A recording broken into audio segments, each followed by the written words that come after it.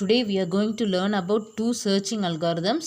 One is linear search and another one is binary search. So இன்னைக்கு ரெண்டு searching algorithm படிக்கிறோம். ஒன்று linear search இன்னொன்று binary search. ஓகே, சர்ச்சிங்னாலே என்னது தேடுறது, சரியா? ஸோ நம்ம வந்து டேட்டாஸை மெமரியில் ஸ்டோர் பண்ணி வச்சுறத எப்படி தேடி நம்ம அக்சஸ் பண்ணுறதுன்னு தான் படிக்க போகிறோம். அதுக்கு ரெண்டு அல்காரிதம் படிக்க போகிறோம். ஒன்று வந்து லீனியர் சர்ச், இன்னொன்று பைனரி சர்ச். லீனியர் சர்ச்னால் ஒன்றா தேடுறது. ஃபஸ்ட்டு எடுத்து பார்க்கணும், அடுத்து செகண்டு தேர்ட் அப்படி பார்க்குறது லீனியர் சர்ச். பைனரி சர்ச்னால் ஹாஃப் இன்டர்வல் சர்ச். அது வந்து ஆர்டரில் இருக்கும். அது வந்து எப்படி நம்ம கண்டுபிடிக்கிறோம் அந்த டெக்னிக்கும் நான் சொல்லித்தரேன். ஸோ ரெண்டு டெக்னிக் இன்றைக்கி படிக்க போகிறோம். ஃபஸ்ட்டு லீனியர் சர்ச் பற்றி படிப்போம். லீனியர் சர்ச்சில் வந்து இந்த ப்ரோக்ராம் உங்களுக்கு புக்கில் இல்லை, நான் வந்து கொடுத்துருக்கேன். இதுக்கு வந்து நான் வந்து உங்களுக்கு இது வந்து உங்களுக்கு வாட்ஸ்அப்லேயும் சென்ட் பண்ணுறேன். You just have a look at it. So இங்கே வந்து என்னென்னா ஃபஸ்ட்டு வந்து ஒரு இந்த மெயினாக வந்து இதில் தான் சர்ச்சிங் நடக்க போகுது. சர்ச்னு ஒரு ஃபங்க்ஷன் எழுதியிருக்கேன். அதில் அரேயும் நம்பர் ஆஃப் எந்த எலிமெண்ட்டை சர்ச் பண்ண போகிறோமோ அதையும் வந்து நான் என்ன பண்ணியிருக்கேன், ஆர்கியூமெண்ட்டாக பாஸ் பண்ணியிருக்கேன். பாக்கியெல்லாம் மெயின் ப்ரோக்ராமில் நான் எழுதி வச்சுருக்கேன் எப்படி என்ட்ரு பண்ணணும். டைம் வந்து எனக்கு ஷார்ட்டேஜாக இருக்கனால அது நான் ரொம்ப எக்ஸ்பிளைன் பண்ண போகல. சர்ச்சிங் இதை மட்டும் நான் சொல்கிறேன். இது வந்து ரெண்டு எலிமெண்ட்ஸ் அதாவது நம்பர் ஆஃப் எலிமெண்ட்ஸ் ஃபஸ்ட்டு எவ்வளோன்னு கொடுக்குறோம். அடுத்தது வந்து என்னென்னா enter the values of an array. அந்த அரேயில் ஒவ்வொரு எலிமெண்ட்டாக என்டர் பண்ணுறோம். அப்புறம் வந்து எந்த எலிமெண்ட்டை சர்ச் பண்ணுறோமோ அதை எண்ணில் ஸ்டோர் பண்ணியிருக்கோம். அதை தான் நான் என்ன பண்ணுறேன், சர்ச்சுங்கிற ஃபங்க்ஷனில் பாஸ் பண்ணுறேன். ஒன்று அரே, அதில் எந்தெல்லாம் டேட்டாஸ் இருக்கோ அது. இன்னொன்று வந்து எண்ணுங்கிறது எந்த எலிமெண்ட்டை சர்ச் பண்ணுறோமோ அதுக்கு அவுட்புட்டை ரிசல்ட்டுன்னு ஒரு வேரியபிளில் ஸ்டோர் பண்ணுறேன்.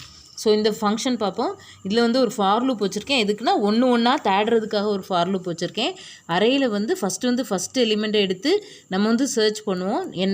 இப்போ வந்து சர்ச் பண்ண வேண்டிய எலிமெண்ட் வந்து அதுதானா அப்படின்னு வந்து நம்ம பார்ப்போம். அதாவது உங்களுக்கு ஒரு எக்ஸாம்பிள் கொடுத்துருக்கேன்னா, நீங்கள் பார்த்தீங்கன்னா ஃபார் எக்ஸாம்பிள் இந்த நம்பர் கன்சிடர் பண்ணிக்கோங்க. இதான் உங்களுக்கு புக்கில் கொடுத்துருக்க நம்பர், அதனால் அதை வச்சே நான் வந்து எக்ஸ்பிளைன் பண்ணுறேன். 5, 34, 65, 12, 77, 35 இப்படின்னு இதான் இதான் நம்மளோட அரேன்னு வச்சுக்கோங்க. அதை எங்கேயும் கொடுத்துருக்கேன். அரே இண்டெக்ஸிங் எப்படி இருக்கும்னா, அரேனாலே அதுக்கு டெஃபினிஷன் என்ன, array is array is used to store a group of elements under a common name. Group of similar elements under a common name. அதாவது ஒரே மாதிரி உள்ள எலிமெண்ட்ஸ், இது எல்லாமே இன்டீஜர் டேட்டா டைப்ஸ், அப்படி தானே?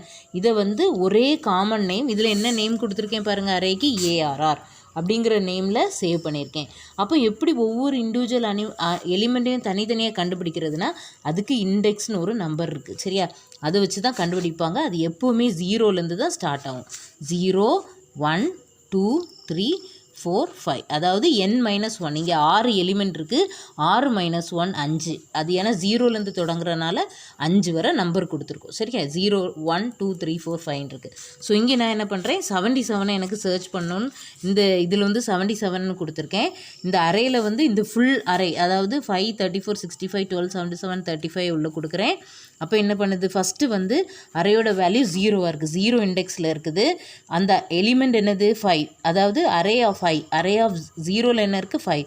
அதை வந்து 77 கூட கம்பேர் பண்ணுது, ரெண்டும் ஈக்குவலாக. இது ரெண்டும் ஈக்குவலாக இல்லை. ஸோ என்ன ஆகுது, I++ ஆகுது, நெக்ஸ்ட் வேல்யூக்கு போகுது. அதை கம்பேர் பண்ணுது, 34, 77 இல்லை. ஸோ என்ன பண்ணுது, இது திருப்பியும் என்ன செய்யுது, இது வந்து லூப் இங்கே வந்துடுது, இங்கே இது பண்ணுது, என்ன செய்யுது, நமக்கு ஃபார் லூப் வந்து கண்டினியூ ஆகிட்டே இருக்குது. ஸோ ஃபார் லூப் வந்து இங்கே இஃப்க்கு வெளியில் தான் இந்த இது வரும், சரியா? ஃபார் லூப் முடிஞ்சதுக்கப்புறம் இது ரிட்டர்ன் ஆயிரும். ஓகே, ஸோ இது வந்து லூப் கண்டினியூ ஆகிட்டே இருக்குது. அடுத்து 3க்கு போகிறேன், 3யை பார்க்குறேன். அப்பவும் வந்து என்னது, எனக்கு 77 இல்லை, 12 தான் இருக்குது. இது எப்போ வந்து இண்டெக்ஸ் I வேல்யூ 4 ஆகுதோ அப்போ எனக்கு என்ன ஆகுது, ரெண்டு வேல்யூ 77 ஈக்குவலாக இருக்குது. அப்போ 5ல் நான் என்ன ஸ்டோர் பண்ணிடுறேன், இந்த இண்டெக்ஸ் வேல்யூ 4 ஸ்டோர் பண்ணிவிட்டு ரிட்டர்ன் 1ன்னு பண்ணுறேன். எப்போ ஒரு ஃபங்க்ஷனில் ரிட்டர்ன் ஃபங்க்ஷன் எக்ஸிக்யூட் ஆகுதோ அப்போ என்ன ஆகும், அந்த கண்ட்ரோல் வெளியில் வந்துடும். சப்போஸ் இதில் எதுவுமே வேல்யூ கிடைக்கலன்னா என்ன செய்யும், இந்த லூப் மொத்தத்தில் முடிஞ்சதுக்கப்புறம் ரிட்டர்ன் -1 சொல்லிவிட்டு அது வெளியில் வந்துடும். நான் இங்கே எதுக்கு ஒரு ரிட்டர்ன் வேல்யூ வச்சுருக்கேன்னா, இது இல்லை கொடுக்கலாம், நீங்கள் நினைக்கலாம் ஏன் ஃபார் லூப்லேருந்து அப்படியே வரலாம். நான் இங்கே இண்டுன்னு ரெப்ரசன்ட் பண்ணியிருக்கனால எனக்கு ஒரு இண்டீஜர் ரிட்டர்ன் டேட்டா டைப் இருக்கணும். அதான் வந்து என்ன பண்ணியிருக்கேன், -1 கொடுத்துருக்கேன். Because integer can store both positive and negative numbers இல்லையா? ஸோ -1 கொடுத்துருக்கேன். ஸோ இங்கே என்ன செய்யணும்னா, ரிட்டர்ன் ஆனோடனே இந்த இடத்துக்கு இப்போ நம்ம ஃபைண்ட் பண்ணியிருக்கோம். நமக்கு என்ன செய்திருக்கு, ரிட்டர்ன் 1 வந்திருக்கு. 1 வந்த உடனே என்ன ஆகும், ரிசல்ட் 1 இருக்கும். இப்போ result equal to 1, match found. அப்புறம் என்னது, இண்டெக்ஸ் வேல்யூ என்னது, எனக்கு இங்கே எந்த இண்டெக்ஸில் கிடச்சி, 4ங்கிற இண்டெக்ஸில் கிடச்சிது. ஸோ நான் இங்கே என்ன பண்ணுறேன், 4ங்கிற அவுட்புட் எனக்கு கிடைக்கும். அப்படி எதுலேயுமே கிடைக்கல, சப்போஸ் இப்போ நான் 200ன்னு ஒரு வேல்யூ சர்ச் பண்ணுறேன்னு வைங்களேன்.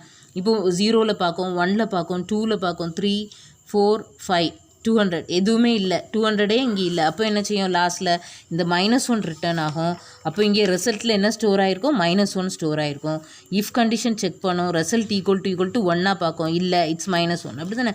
அப்போ எல்ஸ் பார்ட் வந்து என்னது, மேட்ச் நாட் ஃபவுண்டுன்னு டிஸ்பிளே ஆகும். இதுதான் இதுக்கு ப்ரோக்ராம். ஸோ அல்காரிதம் இப்போ புரிஞ்சில. ஸோ ஒரு வேல்யூ கொடுத்தாங்கன்னா ஃபஸ்ட்டு வந்து என்ன செய்கிறோம், வி ஆர் சர்ச்சிங் இந்த ஃபஸ்ட் எலிமெண்ட். லீனியர் சர்ச் தான் சிம்பிளஸ்ட்டு சர்ச் இருக்குதுலே. ஃபஸ்ட் எலிமெண்ட் கூட கம்பேர் பண்ணுறோம், அப்படி இல்லைன்னா செகண்ட் எலிமெண்ட் கூட பார்க்குறோம், இல்லைன்னா தேர்டு, ஃபோர்த்து, ஃபிஃப்த் அப்படி போயிட்டே இருக்கும். ஒவ்வொரு எலிமெண்ட் கூட கம்பேர் பண்ணுவோம்.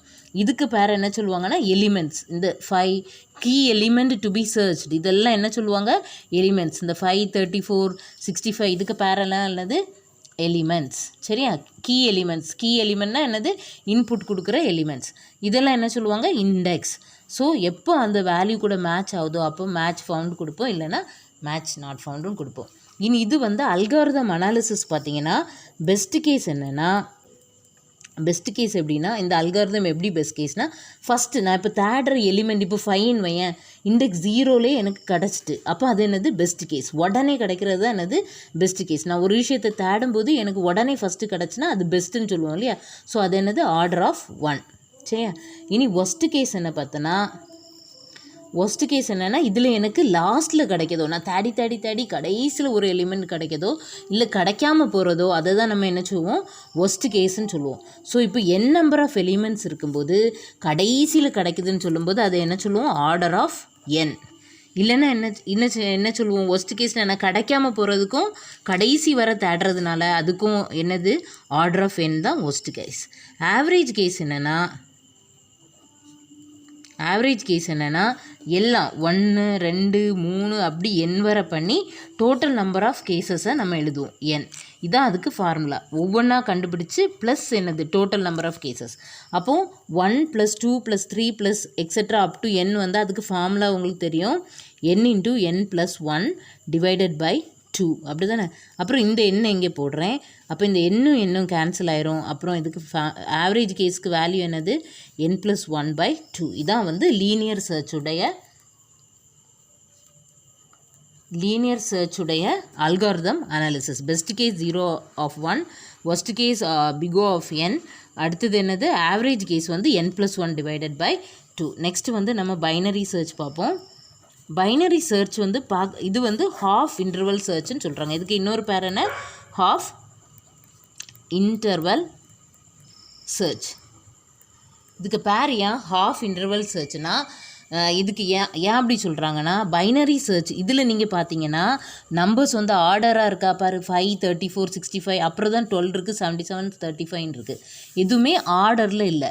ஆனால் ஒரு பைனரி சர்ச் பண்ணணுன்னா இந்த நம்பர்ஸ் எல்லாமே ஆர்டரில் இருக்கும். ஃபார் எக்ஸாம்பிள் இதே இதுக்கு நீ இப்போ பைனரி சர்ச் பண்ணணுன்னா ஃபஸ்ட் இது வந்து அசெண்டிங் ஆர்டரில் நம்ம என்ன பண்ணியிருக்கணும், மாற்றிக்கணும். சரியா, ஃபஸ்ட்டு இந்த நம்பரை ஒரு ஆர்டர் பண்ணிட்டு தான், இப்படி இதை ஆர்டர் பண்ணிவிட்டு அதுக்கப்புறம் தான் ஒரு சர்ச்சிங்க்கு போக முடியும்.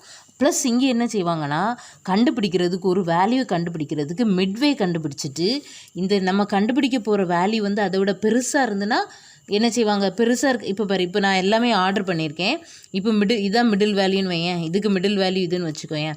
அப்போ இப்போ எனக்கு ஒரு நம்பர் 65 கண்டுபிடிக்கணும்னா 34 பெருசாக இருக்கும். அப்போ இங்கே மட்டும்தான் தேடுவேன், இதுக்கு கீழே தேட மாட்டேன். இது எல்லாம் சின்ன நம்பர் அப்படி விட்டுருவாங்க. ஸோ அதனால இதுக்கு பேர் என்னது, ஹாஃப் இன்டர்வல் சர்ச். சின்ன நம்பர்னால் இங்கே மட்டும் தேடுவாங்க. அது எப்படின்னு கான்செப்ட் சொல்லித்தரேன் பாருங்கள். ஸோ இதுக்கு வந்து இந்த மிட்வே வேல்யூ கண்டுபிடிக்க ஒரு ஃபார்முலா இருக்குது. அது கண்டுபிடிக்க ஃபார்முலா என்னென்னா, mid equal to low plus high plus high minus low divided by 2. இதுக்கு ஃபார்முலா என்ன, இது ப்ளஸ் கிடையாது, minus. Low plus high minus low divided by 2. இந்த டிவைடட் பை 2 ஹை மைனஸ் லோக்கு மட்டும்தான் உண்டு, மொத்தத்தில் சேர்த்து கிடையாது. ரொம்ப கேர்ஃபுல்லாக இருங்க.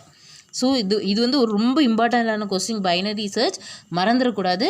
இதுக்கு ஃபார்முலா எப்படி வருது, low plus high minus low divided by 2. இது எப்படி ஒரு ஸ்டடி டிப் தரேன் பாருங்கள், இதை எப்படி ஞாபகம் வைக்கணும்னு. சப்போஸ் ப்ளஸ் மைனஸ் நமக்கு மறக்கும், இங்கே லோ, இது ஹை மேலே இருக்குல்ல, அதனால் ஹைன்னு எழுதிக்கோங்க. இது எப்படி போகுது, மேலே நோக்கி போகுது, ஸோ என்ன போட்டுக்கலாம் plus.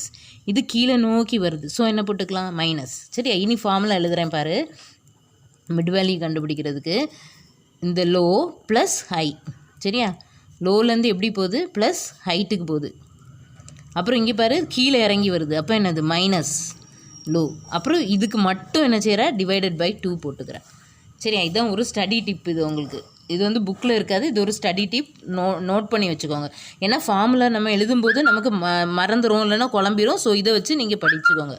Low plus high minus low divided by 2. இது இம்பார்ட்டண்ட்டான ஃபார்முலா. சரியா, அடுத்தது என்னென்னா இங்கே பார்த்தீங்கன்னா, இனி இதில் வந்து சப்போஸ் நான் வந்து சர்ச் பண்ணுற எலிமெண்ட், இது மிட் வேல்யூ கண்டுபிடிக்கிறது, அதாவது நடுவில் உள்ள எலிமெண்ட்டை கண்டுபிடிக்கிறதுக்கு மிட் வேல்யூ.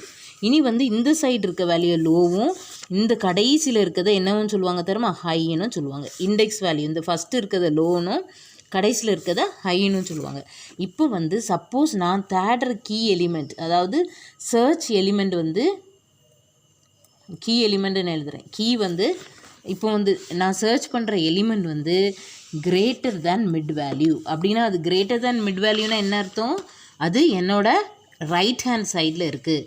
ரைட் ஹேண்ட் சைடில் தான் இருக்குன்னா எனக்கு சர்ச் எலிமெண்ட் மிடில் வேல்யூவோட பெருசாக இருக்குது.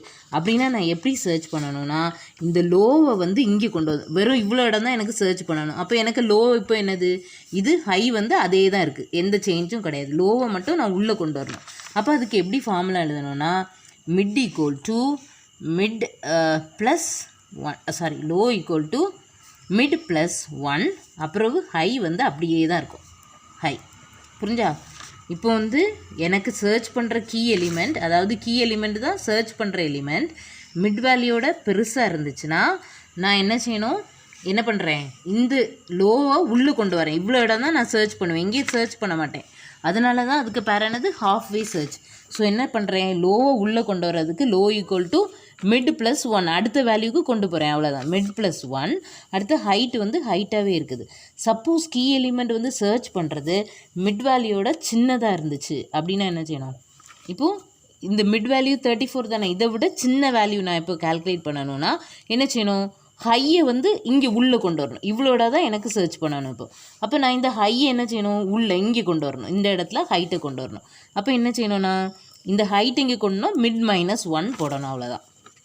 லோ வந்து லோ வேல்யூவே தான் இருக்கும், ஹை வந்து எப்படி இருக்கும், மிட் மைனஸ் 1. புரிஞ்சா? இதான்.